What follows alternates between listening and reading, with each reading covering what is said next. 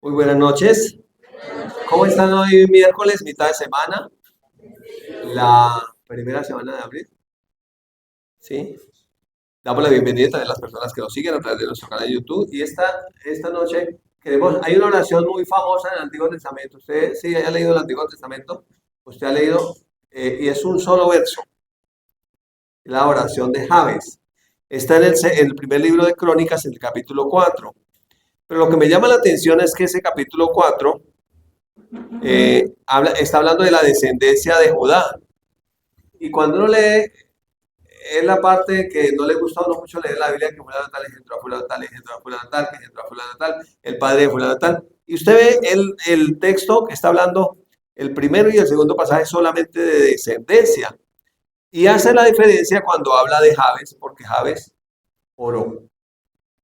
¿Sí? Sí, no lo voy a leer todo lo de la descendencia, solamente tengo ahí dos versos, pero los que han estado viniendo este año han hablado bastante acerca de la oración. No hay vida cristiana, no hay vida espiritual sin oración. Entonces hemos estado hablando y meditando un poco sobre la oración y como cerrando esta serie de enero, febrero, marzo y parte de abril, hablando un poquitico sobre la oración de Javes, pero aquí tiene NP a la luz del nuevo pacto, porque la oración en el antiguo pacto es diferente a la oración en el nuevo pacto. En el antiguo pacto la gente oraba a Dios. En el antiguo pacto la gente tenía que orar, si no estaba en el templo, tenía que orar mirando hacia el templo de Jerusalén. En el nuevo pacto, no importa dónde estés, no hay templo ya. Nosotros somos el templo del Espíritu Santo. En el nuevo pacto no hay altar. La gente religiosa antes va a decir, el altar no, esto es una plataforma, una tarima. Realmente el altar serían nuestros corazones, que es donde está el Espíritu de Dios, ¿sí? Que nosotros somos el templo. Entonces hay un cambio entre el antiguo y el nuevo pacto. Por eso vamos a hablar de la oración de Jabes, pero a la luz del nuevo pacto, en el primer libro de Crónicas, capítulo 4, versículos 9 y 10. El versículo 9 dice, y Jabes fue más ilustre que sus hermanos. ¿Por qué sería más ilustre que sus hermanos? Por su vida de oración, ¿cierto? La Biblia dice que Dios exalta al humilde. Realmente orar es ser humilde. Cuando uno ora, uno está diciendo, yo no puedo solo, yo no me las sé todas, pero el que no ora dice, no, yo no necesito eso. Eso que oren los pobres. La gente que está por ahí llevada que ore, pero nosotros no.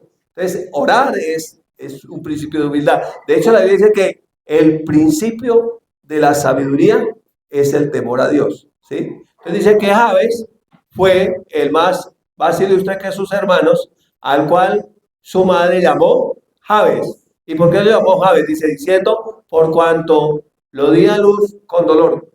En el pueblo judío, los nombres no eran como nosotros los latinos, que le colocamos nombre a nuestros hijos porque suena bonito.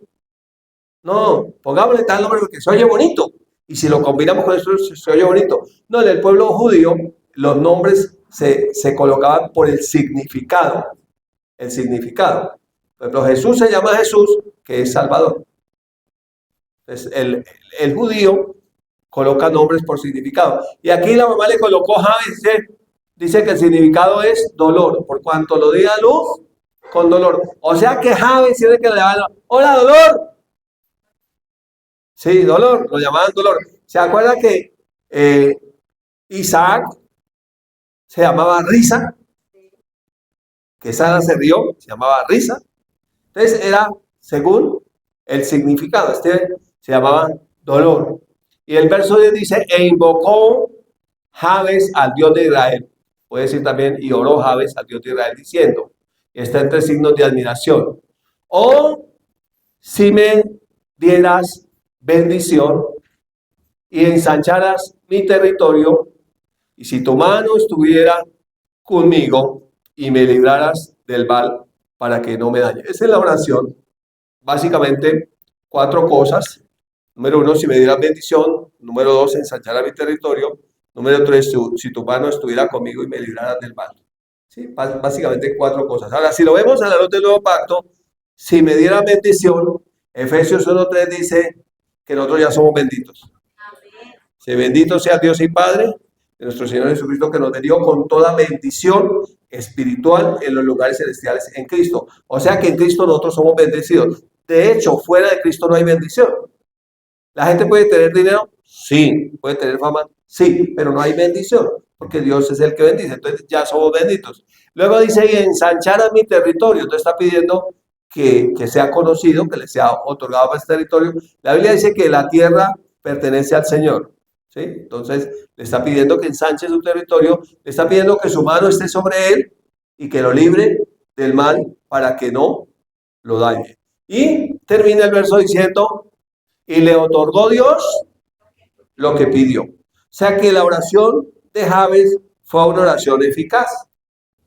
Jabes oró y lo que él oró, Dios le concedió. ¿Sí? Dios le concedió lo que él oró.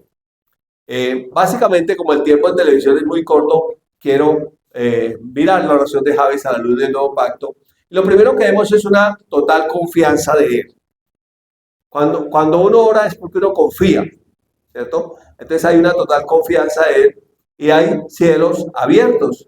Miremos el nuevo pacto en Hebreos 4, versículos 14 al 16, que ya es una escritura para nosotros, los creyentes del nuevo pacto. Dice, por tanto, teniendo un gran sumo sacerdote que traspasó los cielos,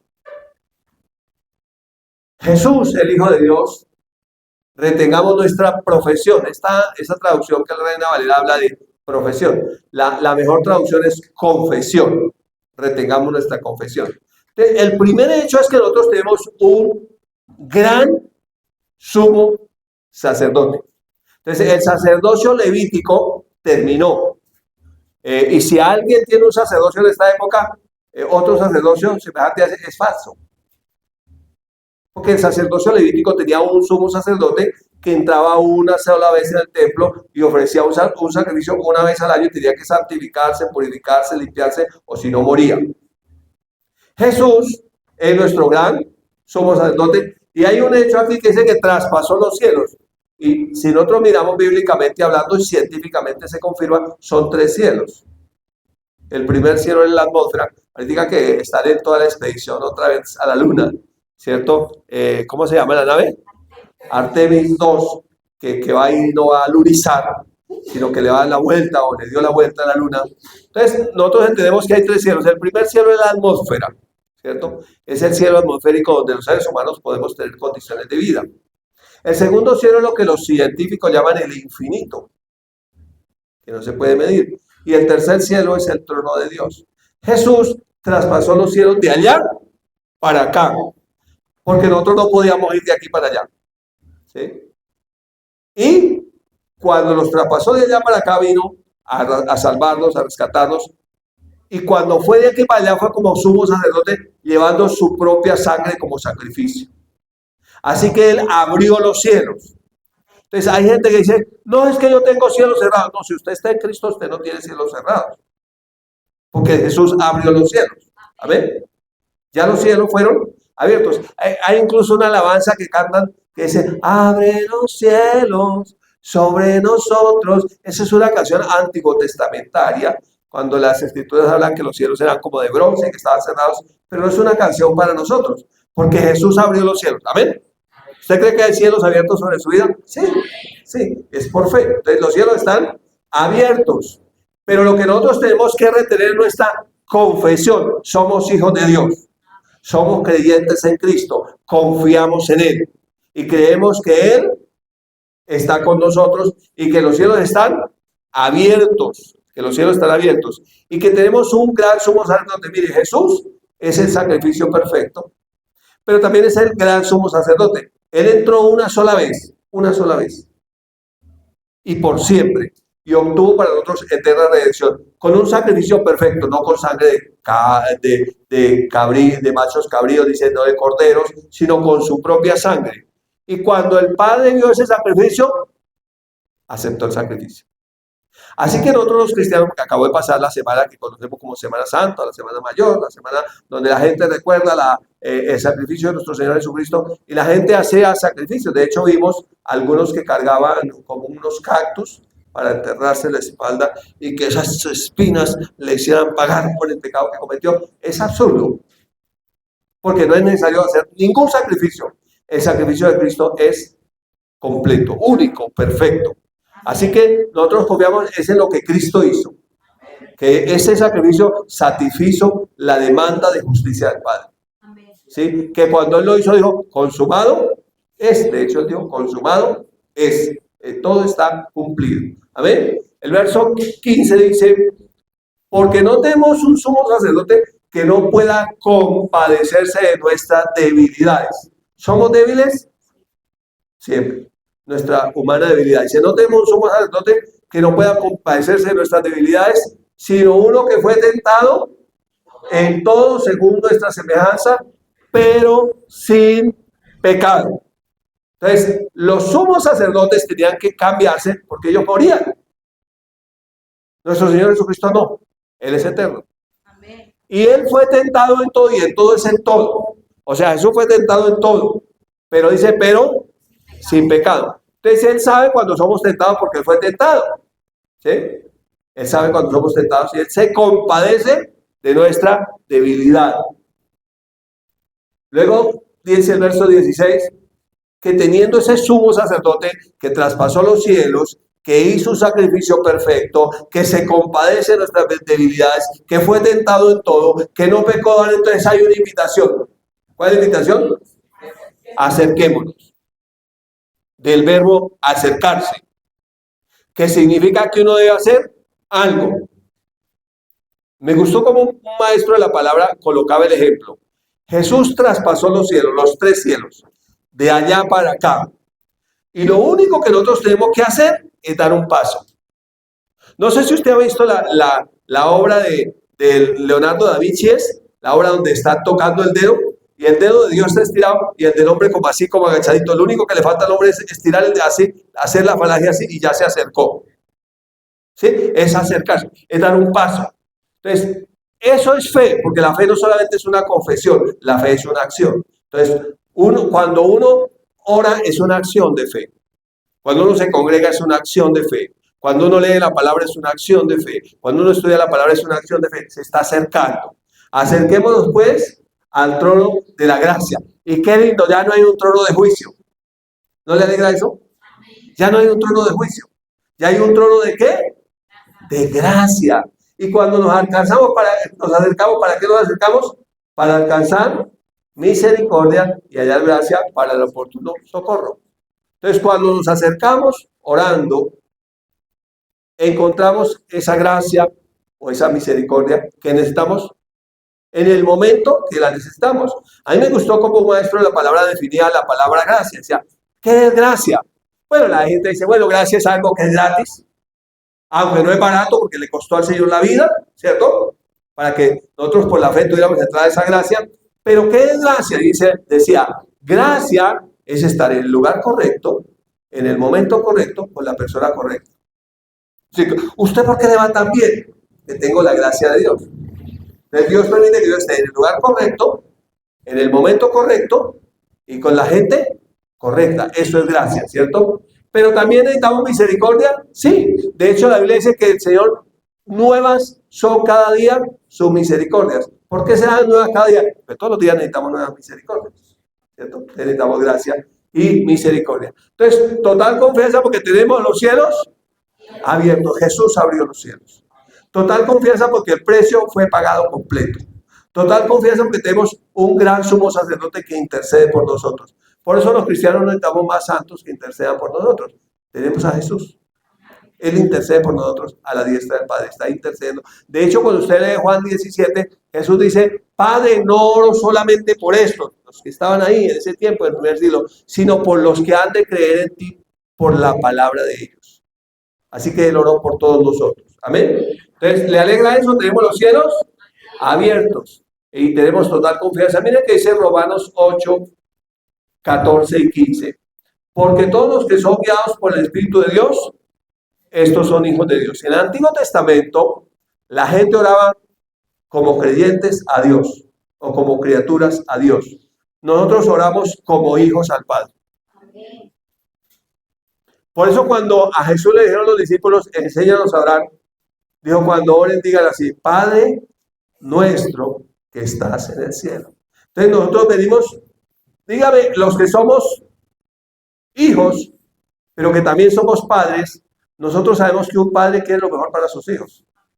Y que cuando un hijo viene al padre, pues el padre no le dice que no, el padre le dice que sí. Y que uno de padre quiere darle a los hijos algo mejor que lo que uno tuvo. Es algo natural de los hijos, de los padres para con sus hijos. Pero también Jesús puso un ejemplo, dijo, si sus hijos les piden pan, usted no le van a dar una piedra. O si le pide pescado, usted no le dará una serpiente. Si ustedes siendo malos saben dar buenas cosas a sus hijos, ¿cuánto más nuestro Padre que está en el cielo? Así que cuando nosotros oramos, nosotros lo que creemos es que somos hijos y que como hijos vamos al Padre.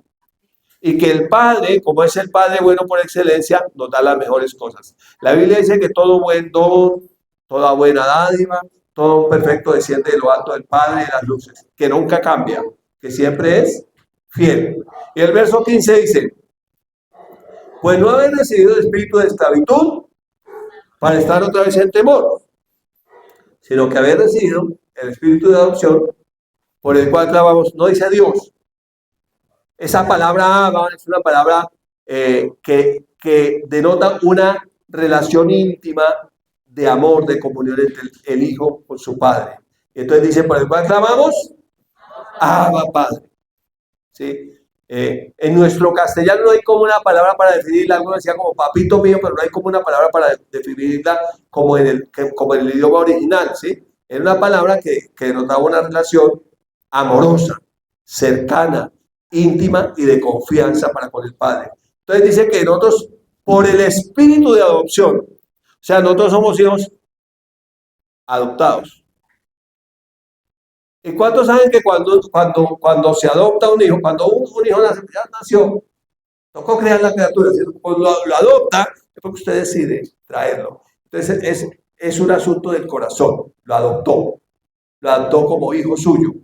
Entonces Jesús es el unigénito del Padre, es único, ¿cierto? Pero nosotros somos los hijos adoptivos del Padre, Él nos adoptó como hijos suyos. Somos hijos que el Padre adoptó por amor. Y de hecho, al cielo no van a ir simplemente creyentes, al cielo van a ir hijos. Porque cuando Jesús habló con Nicodemo, le dijo, necesitas nacer de nuevo. Y Nicodemo era creyente. Y le dijo, porque el que no nazca de nuevo no puede ver el reino de Dios ni puede entrar en el reino de Dios.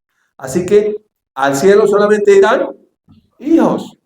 Por eso es que cuando Jesús va a preparar la casa, dice, en la casa de mi Padre muchas moradas hay. Voy pues a preparar lugar para ustedes. Voy a preparar un lugar y vuelvo por ustedes. Así que el cielo es la casa del Padre. Y como hay muchos hijos que el Padre adoptó, se está preparando más lugar para más hijos. Más lugar para más hijos. Más lugar para más hijos. Más lugar para más hijos. ¿Sí? Hay lugar para muchos. Y el Señor en Cristo Jesús quiere que, incluso dice que la voluntad de Dios es que ninguno se pierda, sino que todos procedan al arrepentimiento. El amor del Padre es que todos lleguemos a su presencia, que todos lleguemos a ser hijos. Número 2.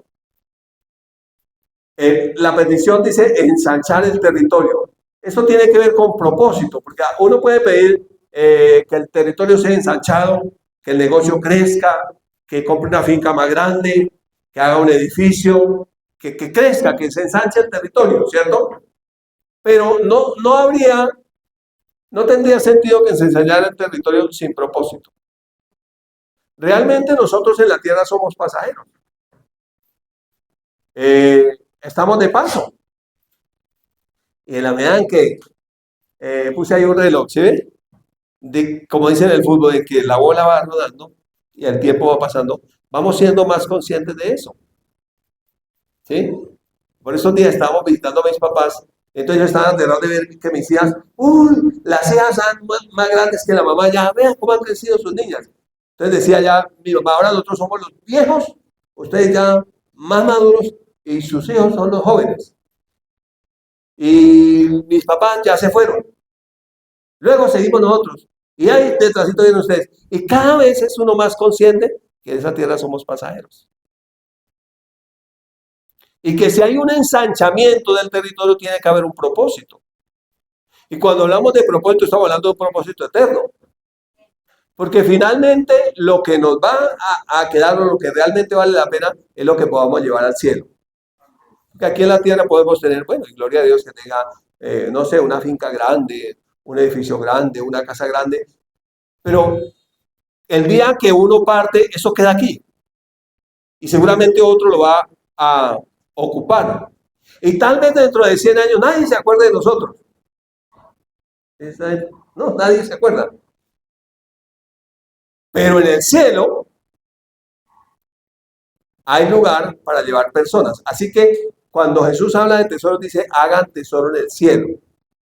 Y cuando está hablando de tesoro en el cielo, está hablando de personas. Entonces, ensanchar el territorio, pero con propósito. Jesús resucitado se presenta a sus discípulos y se les acercó y les habló diciendo, toda potestad me es dada en el cielo y en la tierra, ¿cierto? Esa potestad es autoridad. Y en esa autoridad Jesús la delega a los creyentes. Y en esa autoridad que le había sido dada dice, por tanto, ir.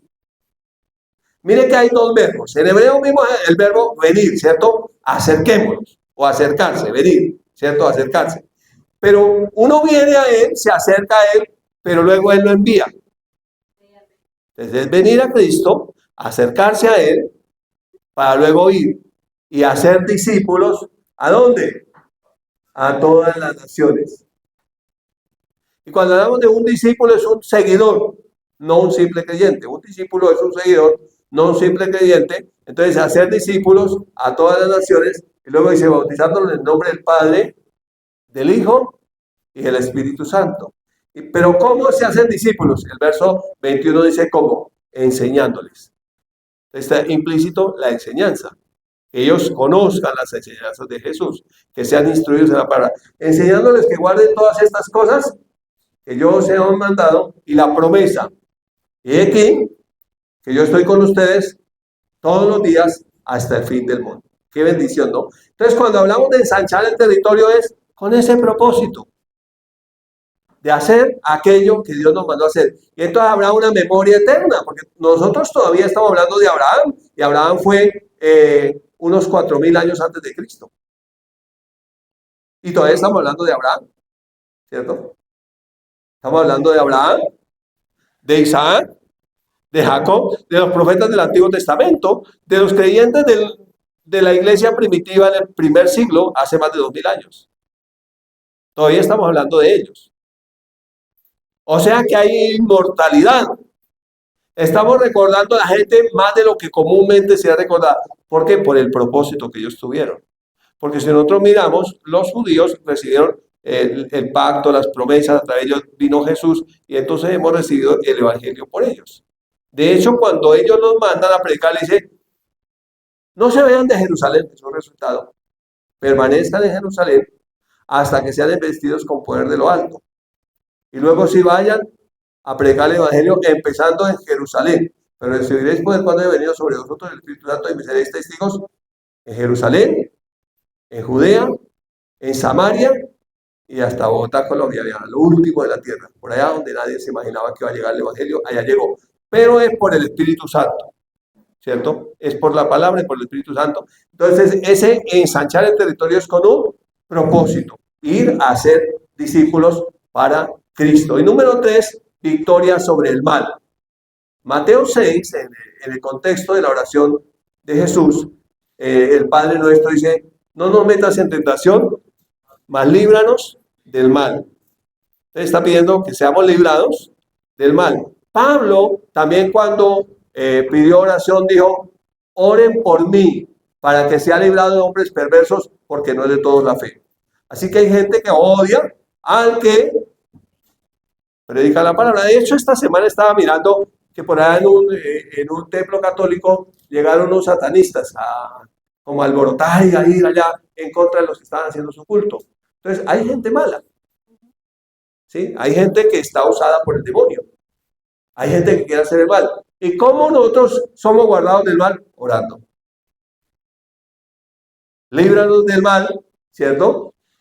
O como dijo Javes, y que me libres del mal, para que no me dañe. Entonces, dice que no nos metas en tentación, mas líbranos del mal, y cierra el versículo diciendo, porque tuyo es el reino, el poder y la gloria por los siglos de los siglos. Así que entonces, nosotros vemos aquí que hay victoria sobre el mal. ¿Cuántos creen que hay victoria sobre el mal? Miren, Romanos 12:19.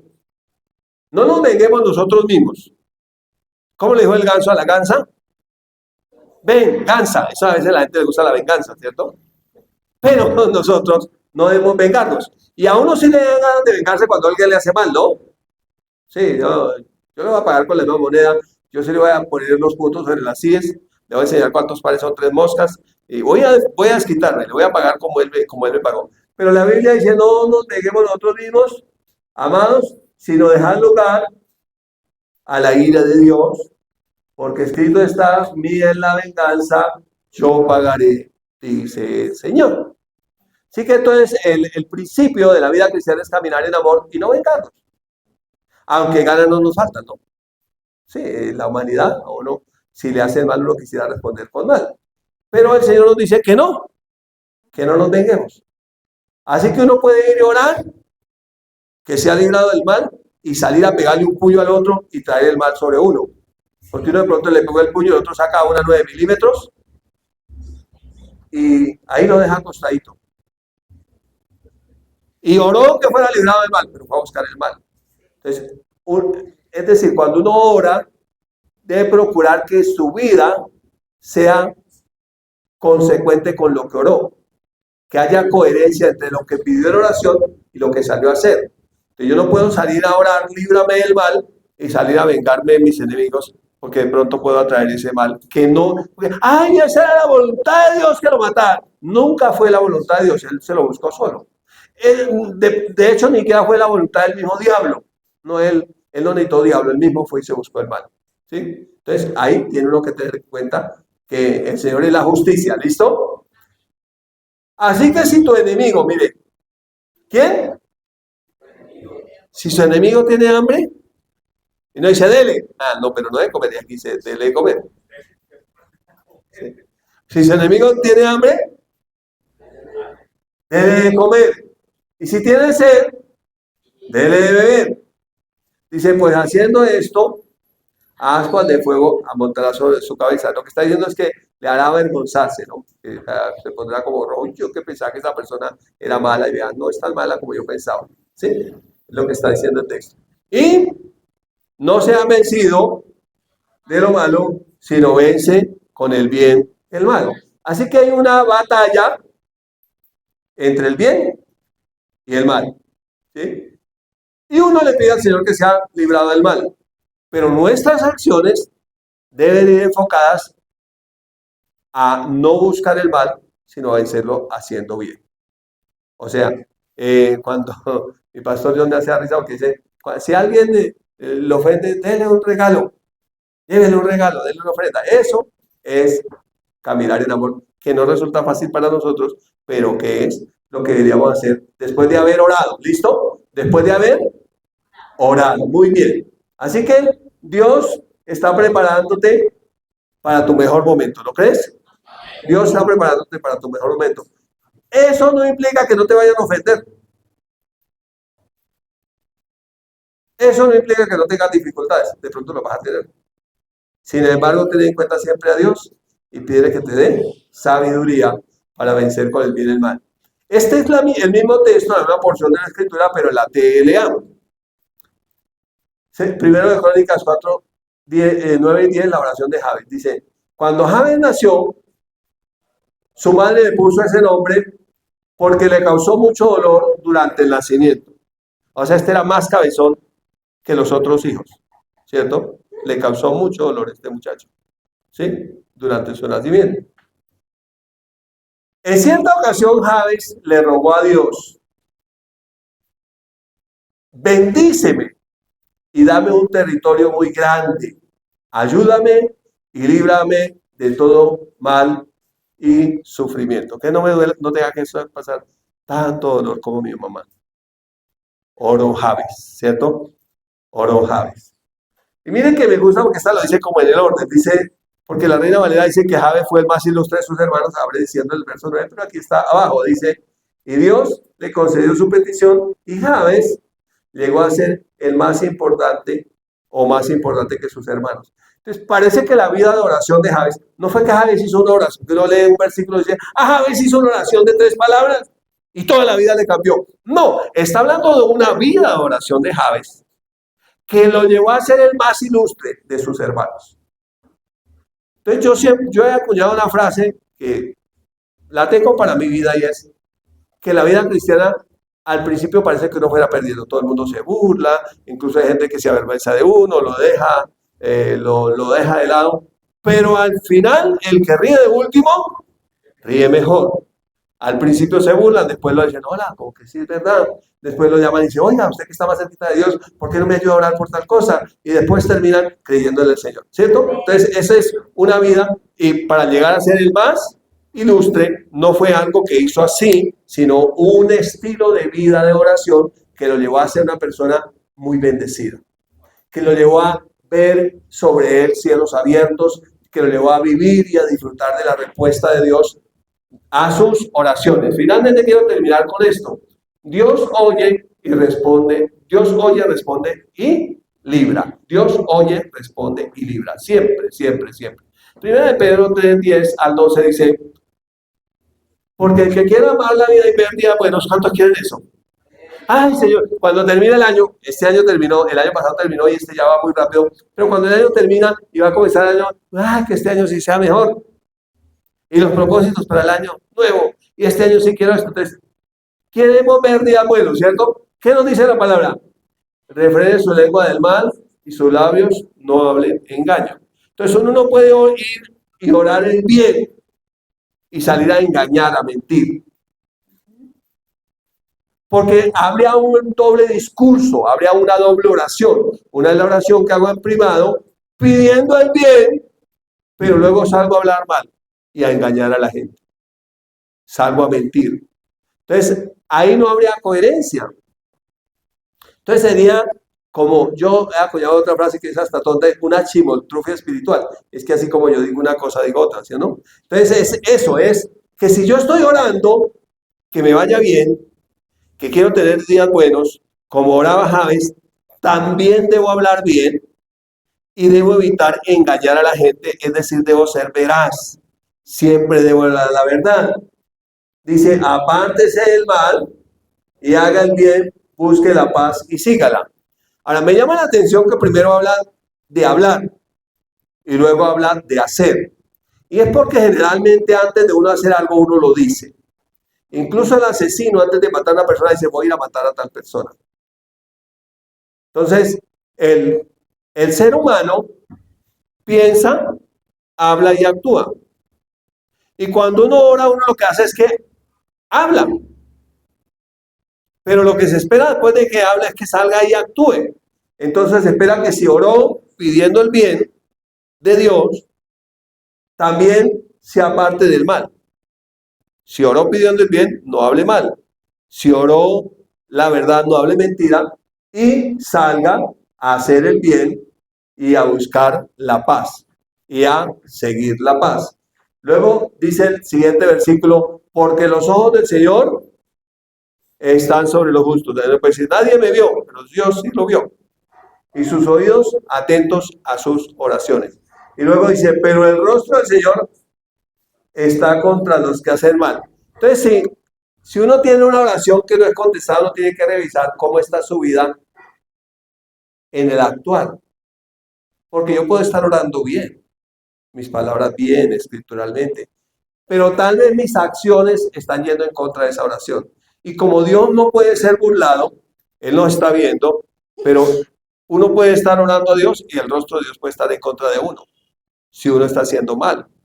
Puede que nadie se esté dando cuenta, pero Dios sí sabe.